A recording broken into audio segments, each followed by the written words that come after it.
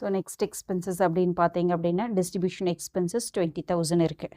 ஓகேவா, அதுக்கான ரேஷியோஸ் போட்டலாமா? இப்போ என்ன ஹெட்டிங் வரும் அப்படின்னு பார்த்தீங்கன்னா distribution expenses ratio.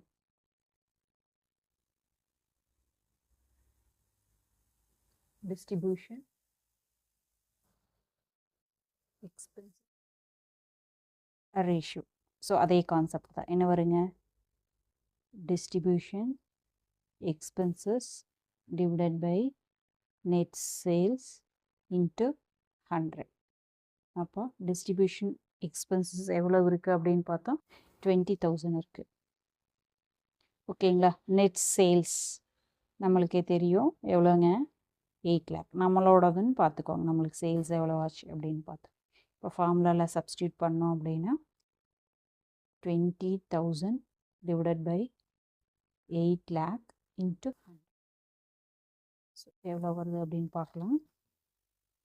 20,000 divided by 8 lakh into 100. So 2.5. ஓகேவா, அப்போது 2.5%. இதோட மீனிங் என்னங்க? எக்ஸ்பென்சஸ் பண்ணினதில் நம்மளுக்கு 2.5% வந்து டிஸ்ட்ரிபியூஷன் எக்ஸ்பென்சஸ்க்கு நம்ம யூஸ் பண்ணியிருக்கோம் அப்படிங்கிற மீனிங். இதை வந்து எதுக்கு எவ்வளோ பர்சன்டேஜ் நம்ம வந்து எக்ஸ்பென்சஸ் பண்ணியிருக்கோம் அப்படிங்கிறத ஐடென்டிஃபை பண்ணுறதுக்காக தான் இந்த ஃபார்முலாஸை நம்ம போட ஆரம்பிக்கிறோம். இப்போ டிஸ்ட்ரிபியூஷன் ரேஷியோ போட்டோமா, அதுக்கப்புறம் ஃபினான்ஸ் ரேஷியோ இருக்குது பாருங்கள். ஃபினான்சியல் எக்ஸ்பென்சஸ் எவ்வளோ இருக்குதுங்க? 30,000 இருக்குது. ஸோ அதுக்கானதை போடணும். ஓகேவா. So finance expenses ratio. So அதே மாதிரி தான் என்ன வருங்க, எக்ஸ்பென்சஸ் ரேஷியோன்னு போட்டுருனா என்னென்ன எக்ஸ்பென்சஸ் இருக்கோ அந்த எக்ஸ்பென்சஸ் எல்லாம் நெட் சேல்ஸ் வச்சு நம்ம ரேஷியோஸ் கண்டுபிடிக்கணும், அவ்வளோதான். Financial expenses divided by net sales 100. அப்போது ஃபினான்சியல் எக்ஸ்பென்சஸ் எவ்வளோ இருக்குதுன்னு பார்ப்போம். ஃபினான்ஸ் எக்ஸ்பென்சஸ் எவ்வளோன்னா 30,000 இருக்குது. Net sales 8 lakh. ஜஸ்ட் ஃபார்முலாவில் சப்ஸ்டியூட் பண்ணிடலாமா?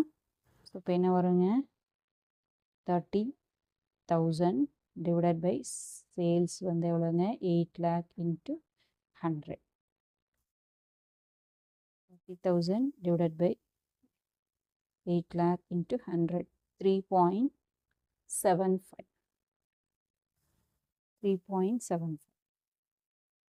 3.75. ஓகேவா. ஸோ இப்போ தான் இதுதான் நம்மளுக்கு எக்ஸ்பென்சஸ் ரேஷியோ அப்படின்னு கேட்டால் போடணும். Expenses ratio. ஸோ இப்போது ஓவரால் எக்ஸ்பென்சஸில் ஃபினான்ஸ் எக்ஸ்பென்சஸ் எவ்வளோவா இருக்குதுங்க, 3.5 இருக்குது அப்படிங்கிறத ஐடென்டிஃபை பண்ணியிருக்கோம். ஓகேவா. ஸோ அதுக்கு அடுத்தது தேர்ட் ரேஷியோ என்ன கேட்டிருக்காங்க அப்படின்னு பார்க்கலாமா? தேர்ட் ரேஷியோ பார்த்தீங்கன்னா operating profit ratio. Operating profit ratio. இதுக்கு நம்மளுக்கு 2 ரேஷியோ இருக்குது. எதில் வேணாலும் நம்ம போட்டுக்கலாம். எதுக்கு நம்மளுக்கு இன்ஃபர்மேஷன்ஸ் அவைலபிளாக இருக்கும் அதை வச்சு போட்டுக்கலாம். இப்போ நான் 2யும் போட்டு காமிக்கிறேன். ஓகேங்களா. ஆப்ரேட்டிங் இப்போ பார்த்தீங்கன்னா operating profit ratio. So operating profit அப்படிங்கிறது operating profit divided by net sales into 100. Already நம்மளுக்கு சேல்ஸ் 8 lakh அப்படிங்கிறது தெரியும். ஸோ ஆப்ரேட்டிங் ப்ராஃபிட் கண்டுபிடிக்கிறதுக்கு 2 ஃபார்முலா ஆகுது. Gross profit minus operating expenses ஆர்எல்ஸ் வந்து net profit plus non-operating expenses and losses minus non-operating income. Okay, இந்த 2 ஃபார்முலாவில் எது வேணாலும் யூஸ் பண்ணிக்கலாம். ஸோ 2மே நான் இப்போ போட்டு காமிக்கிறேன் பாருங்கள். ஃபஸ்ட் வந்து operating profit equal to cross profit minus operating expenses. ஓகேவா. இப்போ நம்மளுக்கு கிராஸ் ப்ராஃபிட் கொடுத்துருக்காங்க பாருங்கள், எவ்வளோங்க, 3,50,000 கொடுத்துருக்காங்க. ஓகேவா. கிராஸ் ப்ராஃபிட் வந்து நம்மளுக்கு கிராஸ் ப்ராஃபிட் வந்து 4,50,000 கொடுத்துருக்காங்க. இதுலேருந்து நம்ம என்ன பண்ணோம் அப்படின்னு பார்த்தீங்கன்னா ஆப்ரேட்டிங் எக்ஸ்பென்சஸை லெஸ் பண்ணணும். ஓகேவா. ஆப்ரேட்டிங் எக்ஸ்பென்சஸ் பாருங்கள், administrative expenses, selling expenses and distribution expenses அவங்களே கொடுத்துருக்காங்க இல்லையா, அந்த 3யும் லெஸ் பண்ணிக்கலாம். ஓகேவா. ஸோ கிராஸ் ப்ராஃபிட் எவ்வளோங்க, 4,50,000 ஸோ ஆப்ரேட்டிங் எக்ஸ்பென்சஸ் அப்படின்னு பார்க்கும்போது ஃபஸ்ட் என்ன இருக்குது, அட்மினிஸ்ட்ரேட்டிவ் எக்ஸ்பென்சஸ் எவ்வளோங்க, 40,000. நெக்ஸ்ட் வந்து செல்லிங் எக்ஸ்பென்சஸ் 60,000. அதுக்கப்புறம் டிஸ்ட்ரிபியூஷன் எக்ஸ்பென்சஸ் 20,000. ஸோ டோட்டலாக 1,20,000 இருக்குது. ஸோ இதை 1,20,000 லெஸ் பண்ணிக்கலாமா? இப்போ என்ன வருதுன்னு பார்க்கலாம். 4,50,000 மைனஸ் 1,20,000, 3,30,000. இது வந்து ஆப்ரேட்டிங் ப்ராஃபிட். ஓகேவா? ஸோ இது இன்னொரு ஃபார்முலா நம்மளுக்கு இருக்குது இல்லைங்களா, இந்த ஃபார்முலாவில் சப்ஸ்டியூட் பண்ணிட்டோம். இப்போ இந்த ஃபார்முலாவோட சப்ஸ்டியூட் பண்ணலாம். So operating profit equal to net profit minus நான் operating expenses and losses minus non operating incomes. ஓகேவா? இப்போ நம்மளுக்கு நெட் ப்ராஃபிட் அவங்களே கொடுத்துருக்காங்க பாருங்கள், 2 lakh கொடுத்துருக்காங்க. ஓகேவா? ஸோ இதோட என்ன பண்ணோம் அப்படின்னு பார்த்தீங்க அப்படின்னா மைனஸ் நான் ஆப்ரேட்டிங் எக்ஸ்பென்சஸ் கொடுத்துருக்காங்க. ஓகேவா? நான் ஆப்ரேட்டிங் எக்ஸ்பென்சஸ் வந்து அவங்களே கொடுத்துருக்காங்க பாருங்கள்.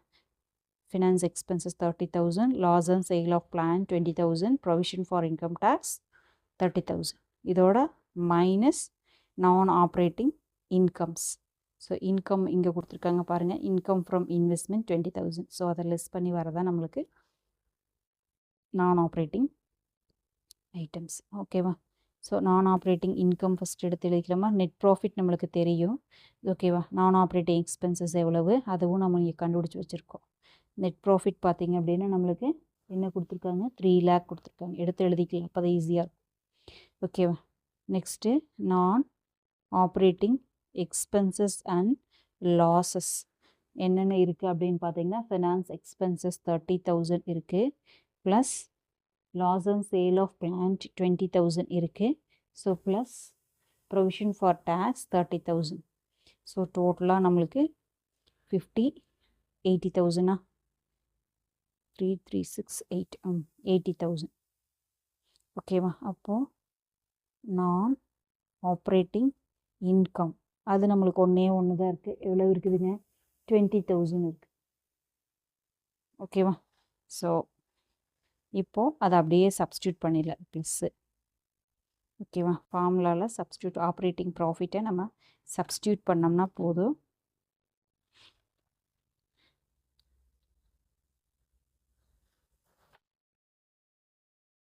Operating profit equal to net profit எவ்வளவு பார்த்தங்க, 3 lakh.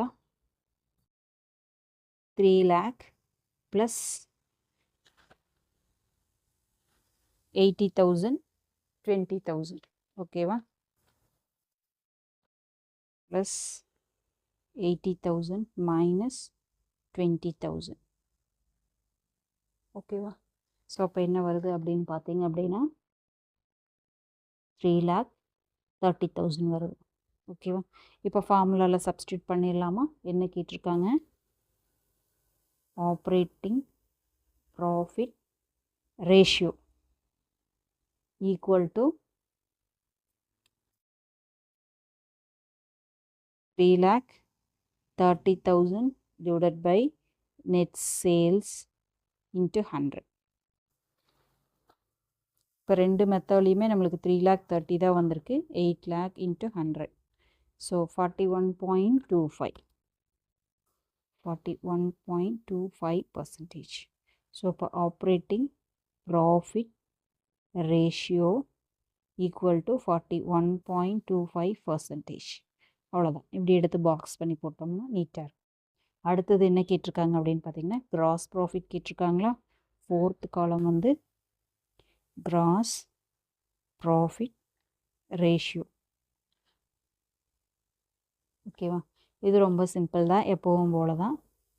GB ratio equal to என்ன வருங்க, gross profit divided by net sales into 100. Gross profit already நம்ம பார்த்துருக்கோம் பாருங்கள். கிராஸ் ப்ராஃபிட் என்ன வருது, கிராஸ் ப்ராஃபிட் வந்து நம்மளுக்கு 4,50,000.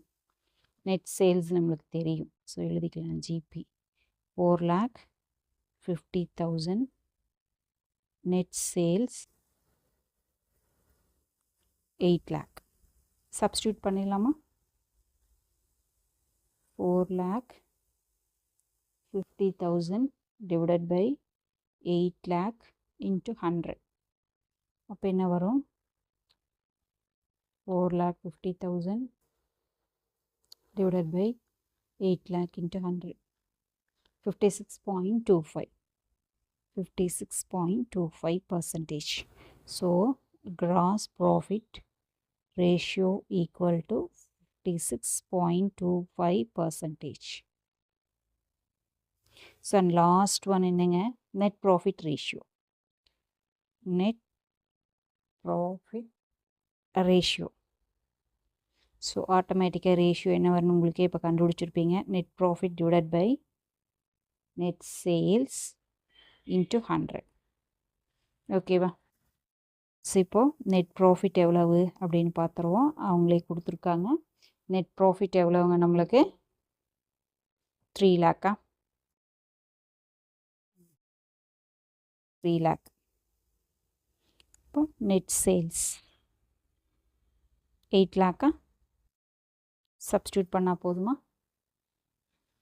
3 lakh divided by 8 lakh into 100. 3 lakh divided by 8 lakh into 100. 37.5.